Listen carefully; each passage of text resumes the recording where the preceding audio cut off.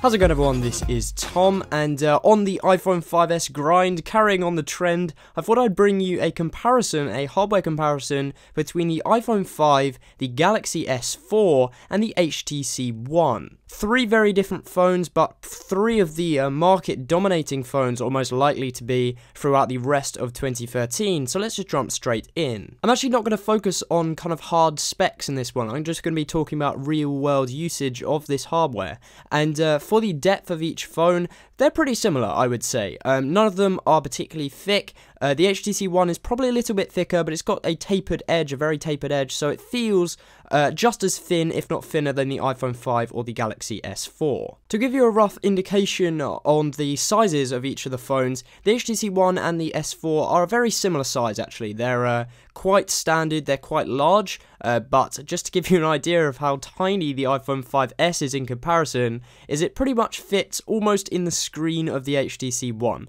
The S4 has the biggest screen at, I believe, 5 inches, the HTC One 4.7 inches, and then the iPhone at 4 inches. And here's a better look at that in this very smudgy shot. But to be honest, in real world usage, I personally like a larger screen, so the HTC One and the Galaxy S4 suit me better, but you'll be very comfortable with either of these screen sizes. So as I'm sure many of you are aware, both the iPhone 5S and the HTC One are a mainly aluminium construction. For this reason, they feel just a ton better than the Galaxy S4. It's basically just as simple as that.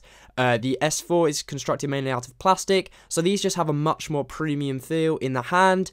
It just feels nicer to use these phones, whereas you use the Galaxy S4, you're feeling relatively cheap plastic, it feels like. I'm not a big fan of it at all, and when you compare that to one of the other high-end smartphones, it just doesn't keep up.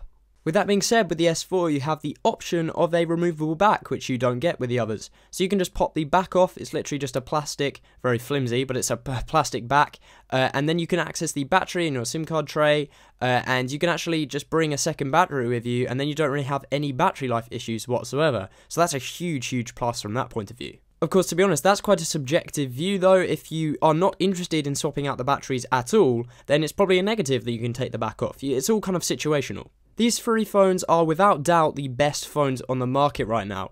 You can pick up either for around about £500 here in the UK, around about $650 off contract, I believe. Purely speaking from a hardware perspective, I would say without a doubt the HTC One and the iPhone 5S take it. They're pretty much on par with each other, but they're streaks ahead than the Galaxy S4. Of course, many people would argue that the software on the S4 is perhaps more advanced than either the HTC One or the iPhone 5S, but that's definitely something to cover in another video. Hopefully you have enjoyed and or found this video helpful. If you have, I'd really appreciate it if you give this video a like. It would be fantastic if we could get to like 1,000 likes on this video. Subscribe to my channel if you haven't done it already. I put out lots of videos just like this, and I'm going to be producing more coverage on the iPhone 5S as well, and I will catch you next time.